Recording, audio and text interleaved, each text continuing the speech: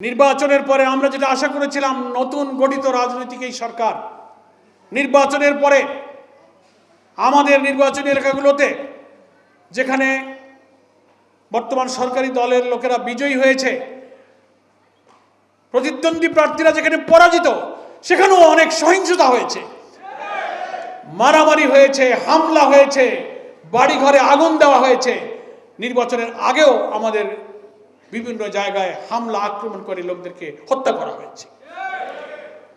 ফলে নির্বাচনোত্তর এই সরকারের দায়িত্ব আইন শৃঙ্খলা রক্ষার ব্যাপারে আন্তরিক হওয়া, রাজনৈতিক সহিংসতা, দলে দলে ব্যক্তিতে ব্যক্তিতে এই সংঘাত সহিংসতা সন্ত্রাস বন্ধ করার জন্য আইন শৃঙ্খলা রক্ষার দায়িত্বে যারা আছেন তাদের প্রতি সরকারের কঠোর নির্দেশ প্রয়োজন এবং নিরপেক্ষ নির্দেশ প্রয়োজন।